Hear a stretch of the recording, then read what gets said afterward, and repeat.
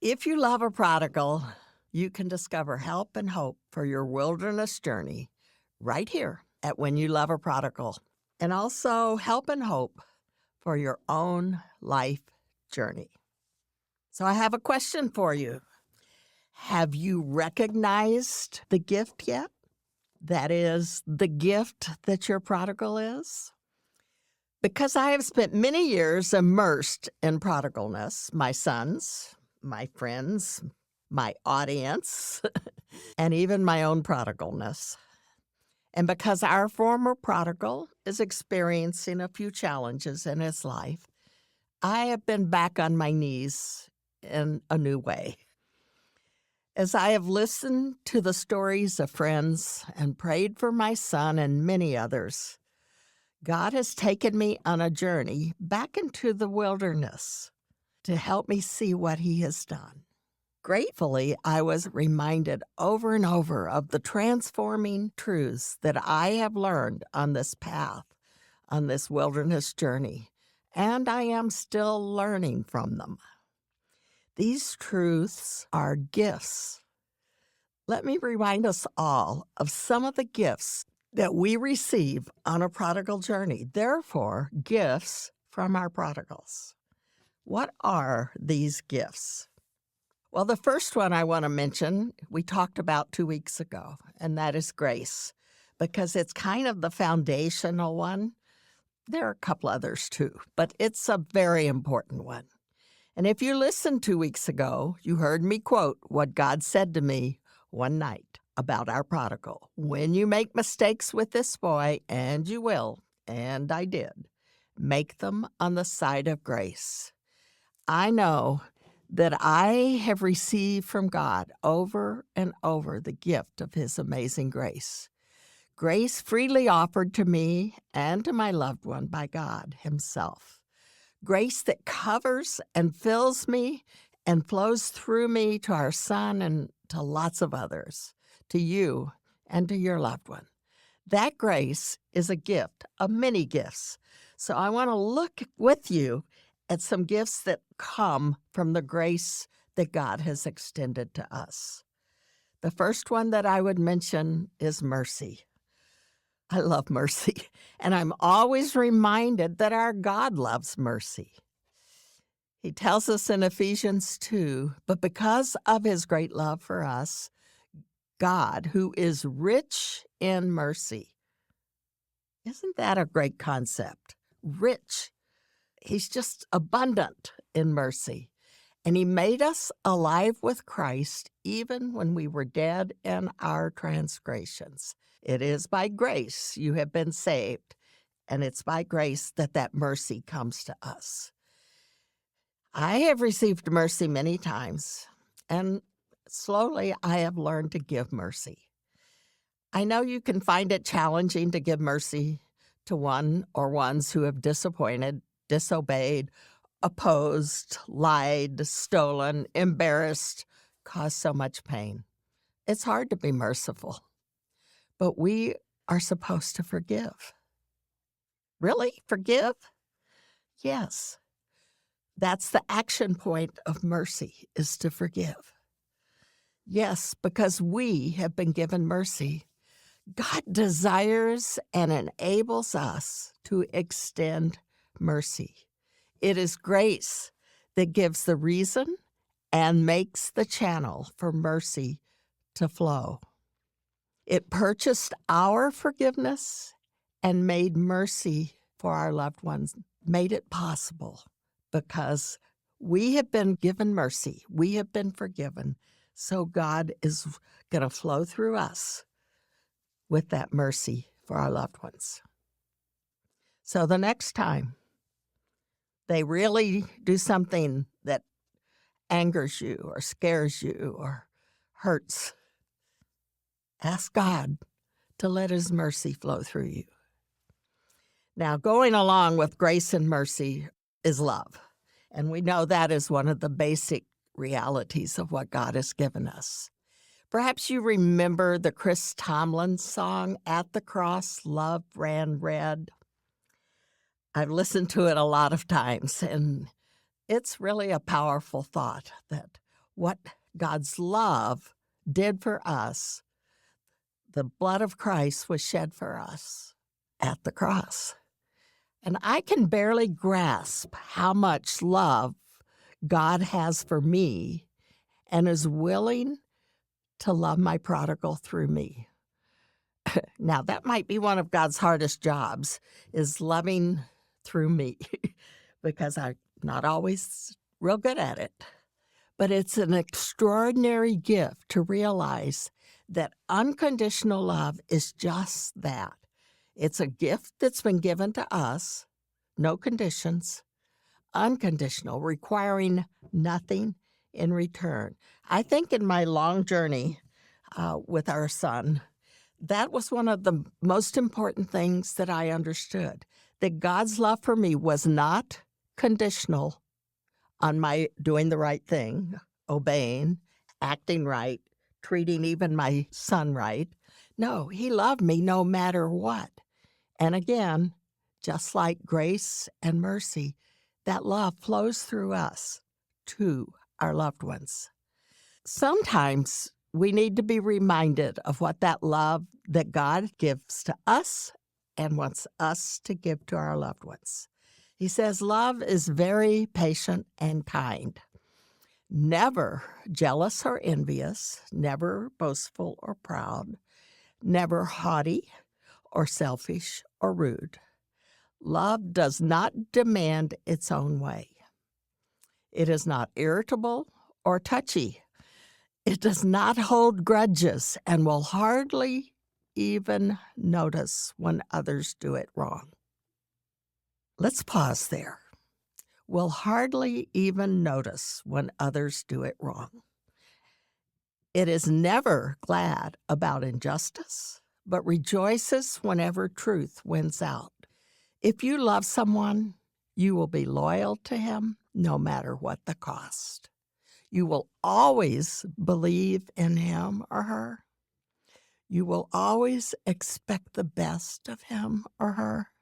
And you will always stand your ground in defending him or her. That's what the love of God flowing through you will look like. So we've seen gifts of grace and mercy and love. Here's another gift that my prodigal has given me, and that is prayer. As I received and began to experience God's grace, mercy, and love flowing through me, I was ushered back to a depth of prayer that I hadn't experienced in a while, to crying out to God, to falling on my knees and on my face. Sometimes those had been true before, but my need in the hard wilderness years with our prodigal had me on my knees, on my face, calling out to God. It was there before, but now even more. I once again found myself praying without ceasing. I was in constant conversation with God. I love this invitation from God in Hebrews 4. I think I used it a couple of weeks ago too, but it's so good. Let us come boldly to the throne of God to ask of him what we need and desire, and to stay there to receive his mercy and to find grace to help us in our time of need. We don't have to be ashamed to come to God in prayer. He says, come, hang out with me, come talk to me, tell me what you need, pour out your heart, tell me how hard it is, tell me the pain that you're experiencing. Come, and I'm listening. And there you're going to find mercy and grace and love for your time of need. Come and pray with me, he says. And here's another gift, not one of your favorites, perhaps. It is the gift of surrender. Okay, true confession, I am a stubborn, strong-willed person. My family would tell you that, but I recognized it eventually, too. But so is my wanderer, my son of many years of prodigalness. Definitely stubborn and strong-willed. And perhaps you are, and most likely your loved one. And just as our son had to learn to surrender his way to God's will, his so much better way, so have I. Am I willing to fully entrust my life and my loved one to my Lord? Surrendering's not an easy thing, is it? We kind of keep our fists really tight a lot of times, holding on to what we want. And we especially are holding on to our prayer, our desire that God would rescue this one we love and therefore rescue us from all the pain that's involved there.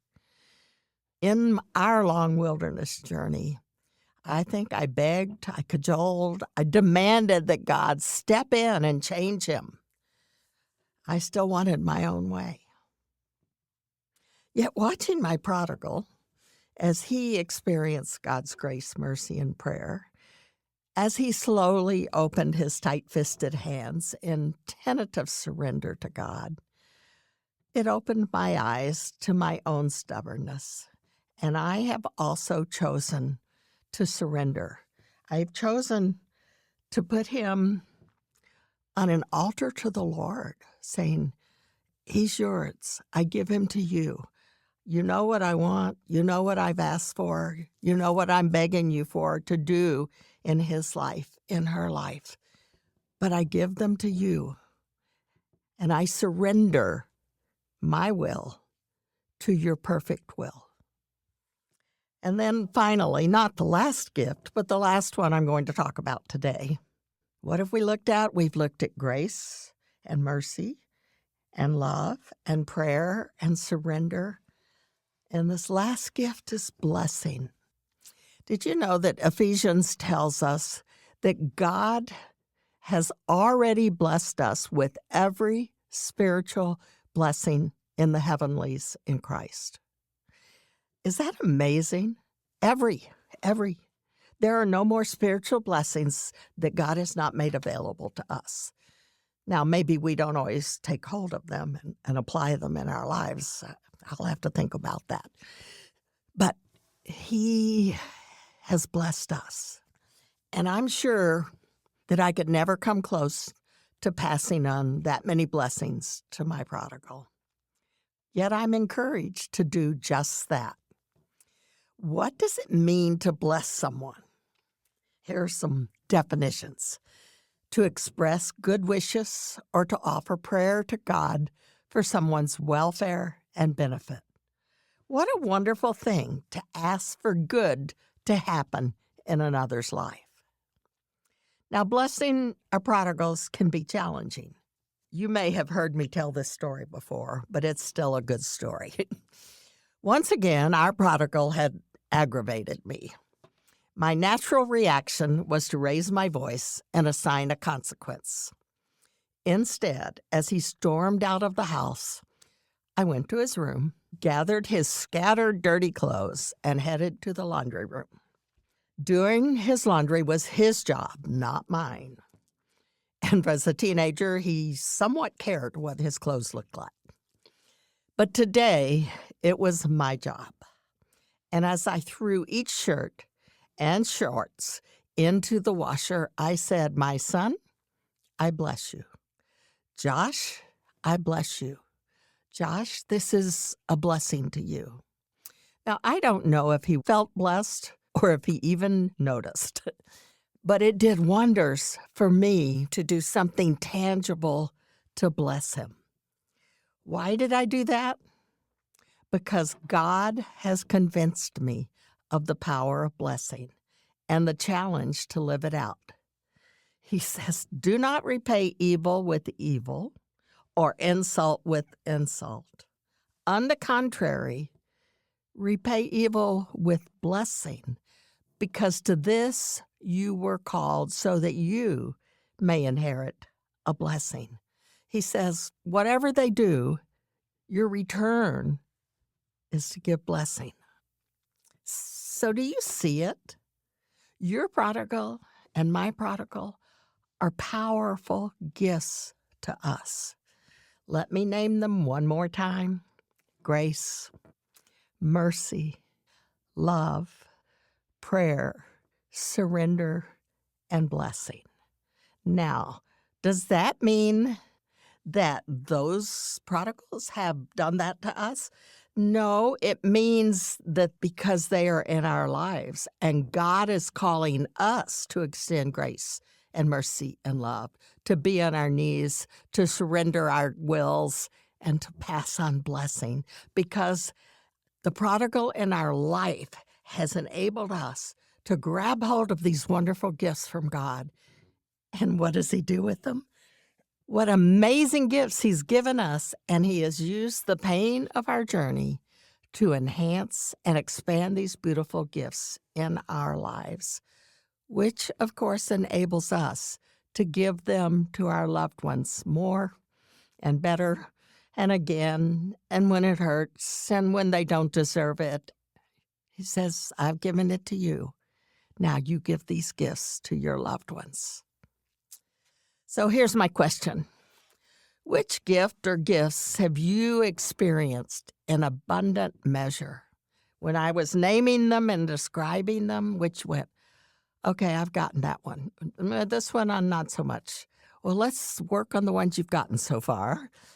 Can you pass it on? Can you look for an opportunity to pass that on to this person that you love who's caused so much pain? Be sure to check out the links in the show notes. There'll be some more to help you on these gifts. And again, I'd love it if you liked and subscribed to this podcast.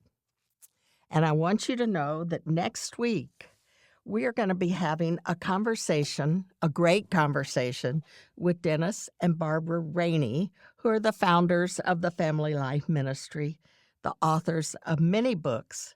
And they're going to be talking about relating to your adult children. Now, it's been my observation that maybe we're having more problem with adult prodigals than with the younger ones who are still in our home. At least I seem to hear about it an awful lot now. And so they have some really good hints. They raised 6 children and had one who was a real prodigal. And so they have some wise words for us. So don't miss next week. And it's time to go vote if you haven't. God bless you.